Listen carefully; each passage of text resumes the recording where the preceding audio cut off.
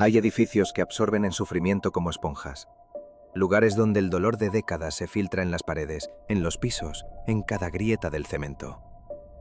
Y en lo alto de una colina en Massachusetts, sobre la tierra que una vez perteneció a uno de los jueces más despiadados de los juicios de brujas de Salem, se erigió una estructura que prometía esperanza, pero entregó solo horror. El Hospital Estatal de Danvers fue diseñado para ser un faro de humanidad, un lugar donde los enfermos mentales encontrarían luz solar, jardines y recuperación. En cambio, se convirtió en la inspiración para el asilo Arkham de H.P. Lovecraft, el prototipo del manicomio de pesadilla que ha aterrorizado a generaciones en películas, libros y cómics. Porque lo que sucedió dentro de esas paredes góticas no fue tratamiento, fue tortura sistemática disfrazada de ciencia, electroshock sin anestesia, hidroterapia que ahogaba a los pacientes hasta el borde de la muerte. Walter Freeman realizó más de 3.500 lobotomías, insertando ese picahielos a través de la cuenca del ojo, perforando el cráneo y revolviendo el lóbulo frontal hasta que el paciente quedaba reducido a un cascarón vacío. 19 de sus víctimas eran niños. Uno de ellos tenía apenas 4 años. Y cuando finalmente cerraron el hospital en 1992, cuando demolieron la mayoría de los edificios en 2005, algo no quiso irse. Porque en abril de 2007, 4 edificios de apartamentos recién construidos sobre los terrenos del antiguo hospital ardieron misteriosamente. El fuego fue tan grande que se vio desde Boston, a 27 kilómetros de distancia. Las cámaras de seguridad se apagaron inexplicablemente, justo antes de que comenzara el incendio. Y debajo de esos apartamentos modernos, los túneles victorianos todavía serpentean en la oscuridad, conectando los fantasmas del pasado con los residentes del presente. El escenario de una historia lo es todo. Crea ambiente y atmósfera, activa recuerdos y ayuda a nuestras mentes a llenar los espacios en blanco, agregando tensión y suspenso donde solo había palabras e imágenes.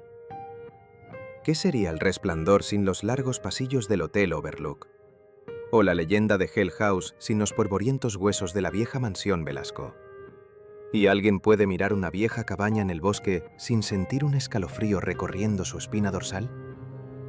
Yo no, eso es seguro. Pero uno de los escenarios más icónicos y viscerales de cualquier historia de terror, sin duda, siempre ha sido el manicomio.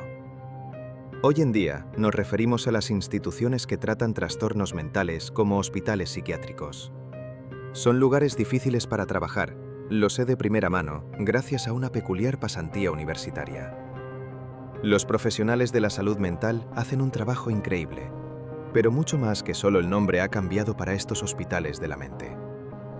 Desde finales de 1800 hasta la década de 1950, los asilos eran un lugar muy diferente. Estaban llenos de personas enfermas que necesitaban ayuda, pero frecuentemente solo se les ofrecía dolor y sufrimiento.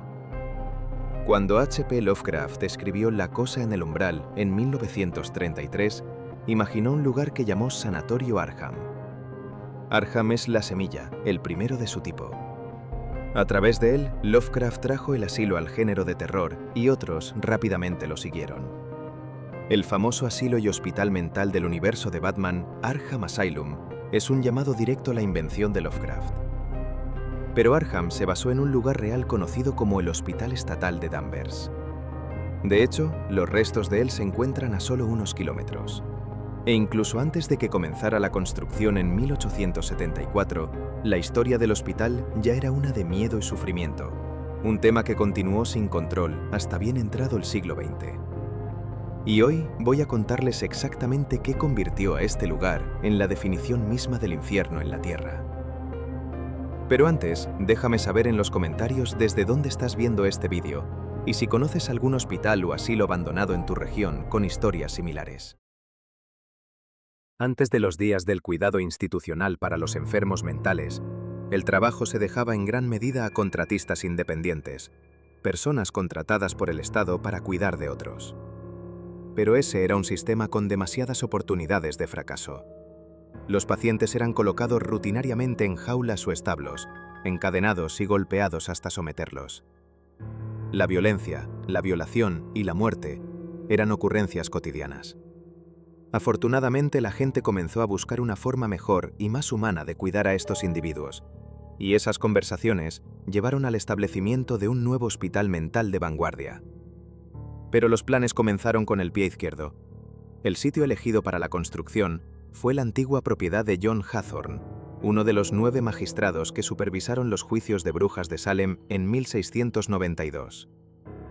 Hathorne era conocido por su actitud viciosa y dura hacia aquellos acusados de brujería, y presionó fuertemente por su ejecución. Era tan conocido por su personalidad violenta y odiosa que su tataranieto, el autor Nathaniel Hawthorne, cambió la ortografía de su apellido, agregando una W para distanciarse de esa reputación. Fue allí, en Hawthorne Hill, donde se colocaron los cimientos del hospital. Las posibilidades son bastante altas de que nadie hiciera las comparaciones en ese momento, pero la retrospectiva siempre es clara, y mirando hacia atrás durante el último siglo y medio, está claro que el legado de Hathorne vivió en lo alto de esa colina. El Hospital Estatal de Danvers en realidad estaba destinado a ser un faro de esperanza. Había un plan específico detrás de su diseño, uno basado en el trabajo del Dr. Thomas Kirkbride. Diseñó el edificio con 4 alas que irradiaban a cada lado de una estructura central. Su razón era simple. Con más habitaciones expuestas a la luz solar y ventilación adecuada, más pacientes experimentarían recuperación. En total, el hospital fue diseñado para albergar 500 pacientes, cubriendo un amplio espectro de enfermedades mentales, atendidos por un equipo de aproximadamente una docena de personal. Cuando finalmente se abrieron las puertas en 1878, originalmente se llamó Hospital Estatal de Lunáticos, y no había otro lugar como este en el país. Fue configurado para ser líder en el tratamiento humano de pacientes y se convirtió en el modelo para innumerables otras instalaciones similares. Y con razón, el lugar era increíble. Los interiores ornamentados, habitaciones privadas y pasillos soleados se conectaban al edificio central Kirkbride. Se alentaba a los pacientes a hacer ejercicio y participar en los jardines comunitarios. La pequeña granja allí incluso producía suficiente comida para que la cocina del hospital alimentara a los pacientes con comidas cultivadas en casa. Con el tiempo, sin embargo, el hospital se expandió. Había edificios separados para tuberculosis, viviendas para el personal, un taller mecánico, un edificio médico y una casa de bombas para extraer agua del embalse. Todas estas ubicaciones estaban conectadas bajo tierra por una red de oscuros túneles revestidos de ladrillos dispuestos en forma de rueda de carreta para permitir un fácil movimiento durante los duros inviernos de Nueva Inglaterra. Pero el campus del hospital no era lo único que se estaba expandiendo. Y lo que vino después transformaría este refugio de esperanza en una cámara de horrores que desafiaría la imaginación. Como con todas las cosas buenas, los días brillantes del Hospital Estatal de Danvers no duraron mucho. Cada año se admitían más y más pacientes, y el personal continuaba luchando por mantenerse al día. Además, la disminución de la financiación estatal les impidió contratar más ayuda. Para la década de 1920, la población había crecido a más de 2.000 pacientes, 4 veces lo que la instalación fue diseñada para albergar. Un testigo presencial informó que en noviembre de 1945, el turno de la tarde de todo el hospital consistía en 9 personas, y se esperaba que cuidaran las necesidades de más de 2.300 pacientes. Tendrán que perdonar la expresión, pero las cosas en el Hospital Estatal de Danvers habían comenzado a volverse locas. Los pacientes estaban frecuentemente enfermos y sucios. No era raro que algunos murieran sin ser notados, solo para ser encontrados días después. Era casi imposible para el personal manejar tantos pacientes, por lo que recurrieron a las herramientas aceptadas de su tiempo. Las camisas de fuerza, el confinamiento solitario e incluso las restricciones, por bárbaras que puedan parecernos hoy, eran suaves en comparación con algunos de los otros métodos utilizados por el personal. Los pacientes eran sometidos regularmente a hidroterapia y terapia de electroshock. Y sin embargo, de alguna manera todavía logró empeorar. Ahí es donde la lobotomía entra en la historia. Pionera por primera vez por el Dr. Walter Freeman en 1936, la lobotomía era un procedimiento complicado. El cirujano literalmente cortaba el cerebro del paciente, cortando la conexión entre los lóbulos frontales y el tálamo. El objetivo era reducir los síntomas y hacer que el paciente fuera más manejable, pero los resultados eran mixtos. Algunos pacientes murieron como resultado del procedimiento, mientras que otros terminarían quitando la vida. Freeman, sin embargo, rápidamente se cansó de cuánto tiempo tomaba completar el procedimiento. Había oído hablar de un médico en Italia que estaba operando los cerebros de sus pacientes a través de las cuencas de los ojos. Trabajar sin perforar o cortar presentaba una oportunidad que Freeman simplemente no podía dejar pasar. Llamó a su nueva técnica la lobotomía transorbital. Es bastante fácil de describir, pero no es para los débiles de corazón. Freeman descubrió que la única herramienta quirúrgica que realmente necesitaba era un picahielos. Según su hijo Franklin Freeman, en una entrevista de PBS en 2008, esos primeros picahielos salieron directamente de la heladera de su cocina. Y funcionaron de maravilla, dijo. Al insertar el picahielos en la esquina interna del ojo del paciente, Freeman podía perforar el cráneo para llegar al cerebro. Luego, esencialmente, revolvía el lóbulo frontal hasta que ya no era funcional. Ah, y una cosa más. Hizo todo esto sin anestesia. Y se volvió bueno en ello. Tan bueno, de hecho, que llevó su espectáculo de gira. Literalmente recorrió la nación en una camioneta que llamó el Lobotomóvil, deteniéndose en instituciones mentales donde educaba y entrenaba al personal en su propia técnica. Y mientras estaba allí, realizaría tantas lobotomías como necesitaran por el bajo costo de solo $25 por paciente. Puede sonar como si Freeman estuviera entregando una solución a una industria desesperada, pero eso estaba bastante lejos de la verdad. Sus pacientes a menudo perdían la capacidad de alimentarse o usar un baño sin ayuda, y esas habilidades perdían que volver a enseñarse, si eso era posible. Y aunque muchos pacientes se recuperaron, alrededor del 15% murió por el procedimiento. Las recaídas eran comunes y a veces la lobotomía tendría que volver a intentarse. Una vez, en 1951, en el Instituto de Salud Mental Cherokee de Iowa, Freeman se detuvo en medio de una lobotomía, picahielos aferrado en su mano, para poder posar para una fotografía. El instrumento penetró un poco demasiado lejos, y el paciente murió. Nunca usó guantes o máscara y aparentemente no tenía límites. De hecho, de las 3.500 lobotomías que realizó en 23 estados, 19 de esos pacientes eran menores. Uno de ellos, un niño de 4 años. E irónicamente, algunas personas todavía no creen en monstruos. Pero la pesadilla del Dr. Freeman no fue el único horror que acechaba en los pasillos del Hospital Estatal de Danvers. El horror de la lobotomía institucional terminó en 1954, cuando un nuevo medicamento fue traído al mercado. La toracina fue comercializada como una lobotomía química, y la necesidad del procedimiento quirúrgico cayó dramáticamente. Sin embargo, la pesadilla nunca se detuvo realmente en el Hospital Estatal de Danvers. Pero esto fue solo una tragedia más en una larga cadena de malas noticias que se habían vuelto alrededor del hospital, comenzando en la década de 1960. Recortes presupuestarios masivos, cierres de edificios y daños estructurales habían conspirado para cerrar lentamente las puertas. También he escuchado rumores sobre pacientes adolescentes que desaparecieron durante la década de 1980. Un relato que leí puso el número en más de 100 pacientes en el espacio de aproximadamente 3 meses. El hospital nunca habló de ello públicamente porque el cierre de su instalación ya se cernía en el horizonte, pero sabían que estaba sucediendo. Según esta leyenda, cuando se cuestionó al personal sobre las desapariciones, todos señalaron a un nuevo médico en el personal. En cada caso, dijeron, estos pacientes habían sido asignados a este nuevo médico al ingresar, pero luego desaparecieron. También se rumorea que se encontraron trozos de papeles en varias de las habitaciones de los pacientes que mencionaban a un hombre alto en el bosque. Algunos han especulado que este médico había estado llevando a los pacientes fuera del edificio por razones desconocidas. Convenientemente, este médico nunca fue encontrado ni identificado. Pero nuevamente, estos rumores muy bien pueden ser solo un producto de décadas de reputación oscura, y no he encontrado pruebas definitivas de que algo de esto realmente haya sucedido. Lo que está claro, sin embargo, es cuán poderosa es la atracción del pasado del viejo hospital sobre las imaginaciones de los curiosos, incluso hoy. Lo que sí sabemos es que para 1985, casi todos los edificios del campus habían sido abandonados. El edificio administrativo principal de Kirkbride se cerró 4 años después.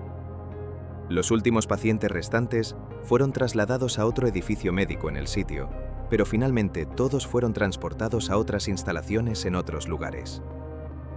Dicen que tomó la Guardia Nacional y 80 ambulancias para hacerlo.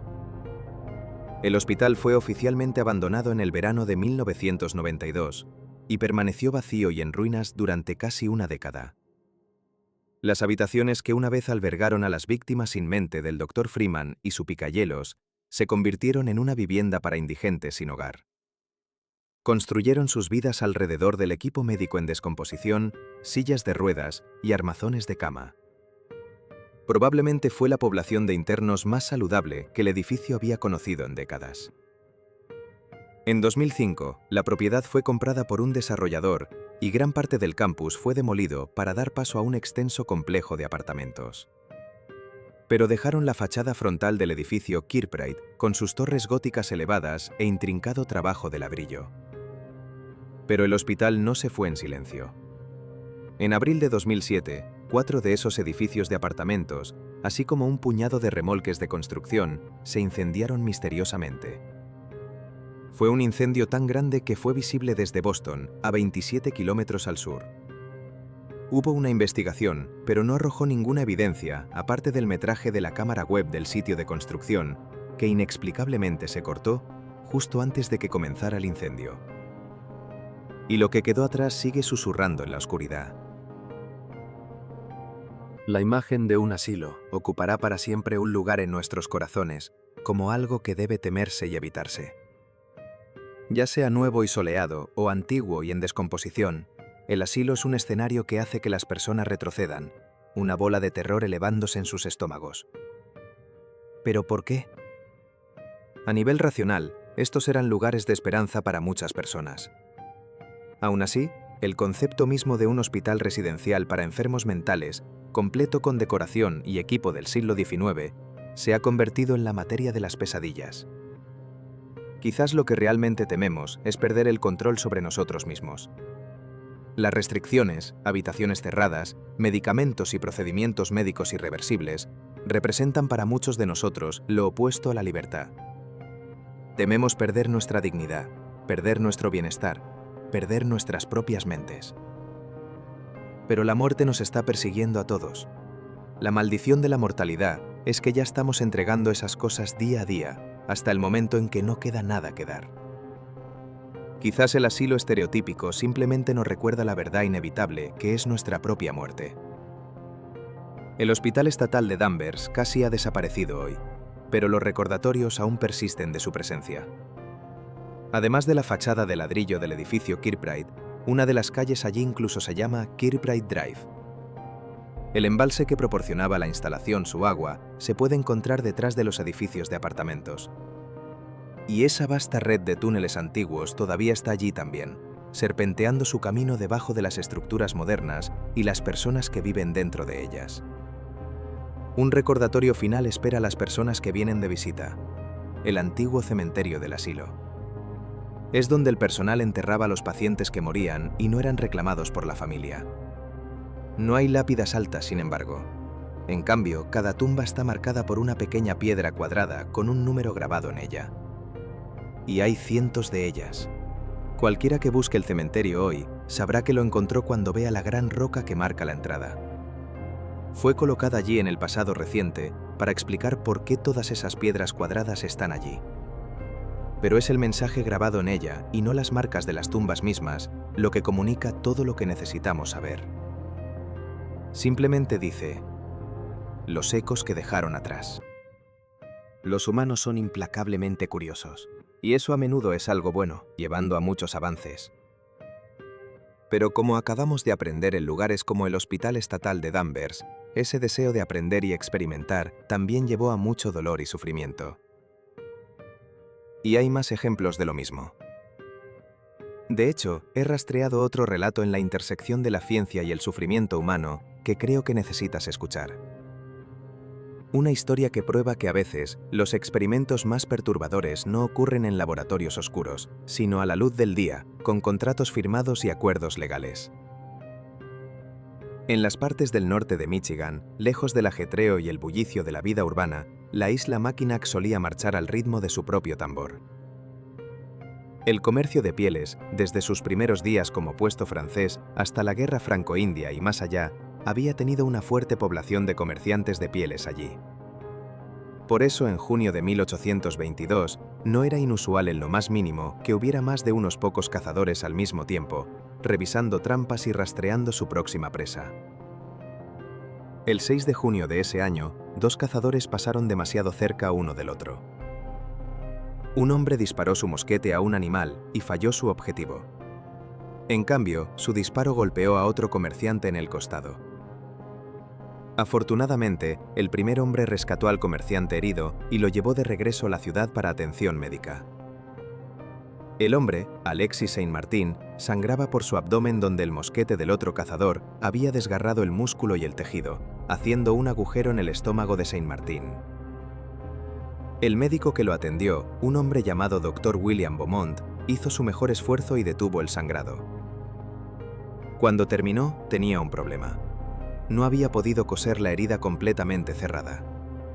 Había un agujero en el costado de Saint-Martin que conducía directamente a su estómago, como una ventana abierta en el costado de un submarino. Pero el Dr. Beaumont tenía una idea que quería proponerle a Saint-Martin. Esta era una oportunidad rara, le dijo al comerciante. El Dr. Beaumont le preguntó al hombre si estaría dispuesto a permitir que lo estudiaran por un tiempo.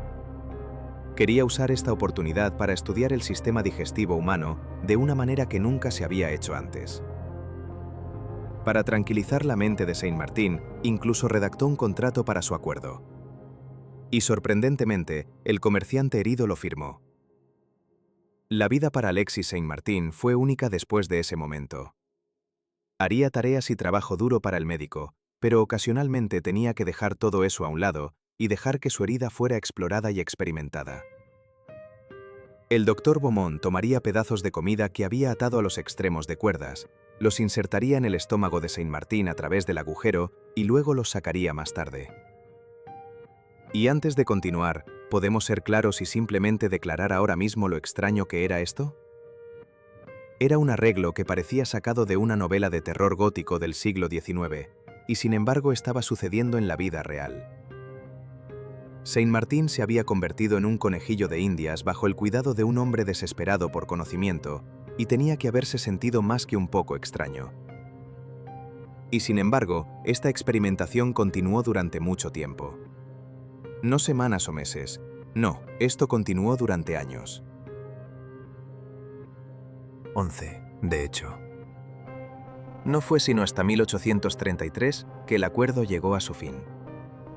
El Dr. Beaumont tuvo una oportunidad más al sur, en San Luis, y dejó la ciudad. Pero tan pronto como se estableció allí, comenzó a escribirle a Saint-Martin rogándole que se uniera a él para que los estudios pudieran continuar. Saint-Martin, sin embargo, educadamente declinó. Beaumont continuó publicando su investigación y ganó un poco de fama por todo ello, mientras Saint-Martin siguió adelante e intentó vivir una vida normal. Se casó, tuvo una familia y finalmente se mudó de regreso a Quebec, donde había nacido. Murió después de una vida larga y plena a la madura edad de 80 años. Según la leyenda, la familia de Saint-Martin quedó con un problema. Temiendo que la comunidad médica viniera y se llevara su cuerpo para más experimentación, decidieron dejar que Saint-Martin se descompusiera antes del entierro. Luego, con un ataúd listo para ser enterrado, cavaron la tumba muy profunda, al menos 2,5 metros, dicen, con la esperanza de que cualquier posible ladrón de tumbas fallara. Y honestamente, espero que haya funcionado. Porque después de 11 años con una ventana abierta en su estómago, después de 11 años siendo tratado como un experimento viviente, después de 11 años de permitir que un médico insertara comida atada a cuerdas en su cuerpo para observar la digestión, Alexis Saint-Martin merecía descansar en paz. Pero la historia del Hospital Estatal de Danvers La historia del Dr. Freeman y su picayelos, la historia del Dr. Beaumont y su ventana al estómago humano, todas nos recuerdan la misma verdad inquietante. A veces, los monstruos más aterradores son aquellos que visten batas blancas y prometen curación.